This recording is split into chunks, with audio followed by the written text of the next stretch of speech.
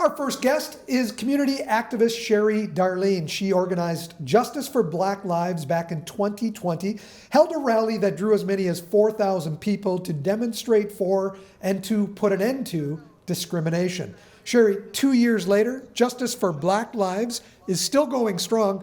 A lot of work to do still, though. Yes, a lot of work to do still. Of course, COVID has definitely tied our hands a bit, so we've gone to online, but we are doing a lot of things, and a lot of good things are coming from the work that we're doing. We started our book club, which you know about. We started that, I think our first book club was October of 2020. Great reads, great turnouts. Tell me about those turnouts. How many people came out to them, and what were the discussions like? Well, our first book was a Canadian author, Desmond Cole, The Skin That We're In. And because we're online and because it's facilitated by the Niagara Falls History Museum, there are limited seating. So we, I think, accommodate up to 15 people. We had a waiting list for the first read. Second book we did was Why I'm No Longer Talking to White People, about race, also another waiting list. So the attendance has been great. We don't do any books in the summer because everybody's doing the summer thing, you know, with their life and everything. But the discussions are very in depth. It's also a safe place to have these difficult conversations. They often go well into 2 hours. Poor Suzanne at the museum, I want to thank her for being so patient with us.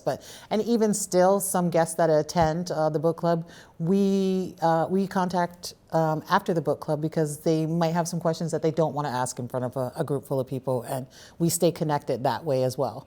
The fact that these books are out there and they're being promoted, and I've seen them, you know, take prominent space at the front of bookstores, prominent space on electronic retailers' websites as well. So the conversation is out there, and more people are picking these books up.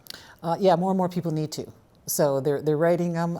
They have been there, but I think we have a lot of what I'm impressed about and happy about and really, really embracing is a lot of these authors are white. And people who have racist ideology are more in tune to pick up something written by somebody who looks like them opposed to somebody who's not, because it could be conceived as this is an angry black woman or it's not like that anymore. So when you're hearing it from somebody who looks like you, you're more, you know, in tune to maybe I should read this. Maybe she's not talking, maybe I can take notice to this as well, right? So that is wonderful. And I think, like you said, you're seeing it on the shelves more, you're seeing it at retail, online. We also got lots of movies, lots of great documentaries out there as well, really just diving into this subject. I think it's time. Yeah, enough is enough. And with the George Floyd, I think his death and the way that he passed, or his murder, I should say, the way that he was murdered, for the first time humanized black people to people who didn't think we were, you know? So I think we're really heading in the right direction with this. And honestly, when you're dealing with people, we have to teach people to learn something new. That means they innately have been taught something else. Speaking of learning, I go back, my brother's 11 years older than me, and I remember he was a high school student in the 60s. I remember him bringing home a copy of a book called Black Like Me. That was a very popular book in the late 60s, early 70s, but it was also, I don't know if it was part of his curriculum, it was a school book. We need to get more of these books, like the book we're going to talk about today, White Rage, into the curriculum. Absolutely. As a required reading, not an option. Yes, I totally agree with you. That's one of the tasks Justice for Black Lives has taken on, is we need to change the curriculum. It needs to, like you said, it needs to be mandatory, just like you need your French and your English to get that diploma. You need to have human relations. And it's not just for Black. It should be for tolerance. It should be for, you know, just humanity. It's, you know, homelessness. There's so many things that there's just not taught in our school. And you know as well as I do that the history has just been really romanticized. A lot of these books, they're written by the oppressor. They're written by people who, so they can make up and put up whatever they want in the books, and that's what's happening. And I think that's where a lot of the anger is coming from, because it's, no, that's not true. That's not what was in the book. Well, Let's talk about white rage. Carol Anderson. The book has a really interesting, I guess, a thesis almost in a way, that every time through history, and we're looking primarily at history of the United States in this book, but every time the black community has made progress, has pushed for a little bit more equality, white rage turns its ugly head to try and push that community back down.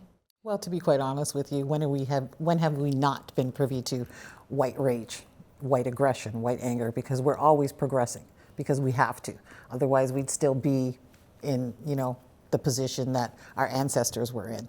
So something as simple as me walking my dog down Victoria Avenue on a beautiful sunny day, I'm subjected to white rage. Somebody felt like my blackness and me walking my dog, I shouldn't have been allowed to do that. And I had a gentleman pull up right beside me on Victoria Avenue and scream was in his face. That's one thing I just really remember, was his face was beet red. He was so angry, and he just screamed, "You effing nigger, you effing." Yeah, he just screamed it. I had no idea who he was. And like I said, it was just, so we're always subjected to it. It's always there. I just think now white people are getting to understand that this is not gone anywhere. And especially in Niagara Falls, it's kind of been their dirty little secret. And Justice for Black Lives is very intentional on the reads that I select, and very intentional when I say that this is not a black problem. This is a white problem. It's a whole society problem. Yeah. Are you getting a mix of people, white and black and other races, participating in the book club? No, it's white people. And that's what I want, to be quite honest with you. I certainly suggest the reads to black people, but you have to understand, black people are kind of exhausted with this. They're exhausted explaining, they're exhausted trying to get white people to understand that this is happening. It's been happening, it still happens.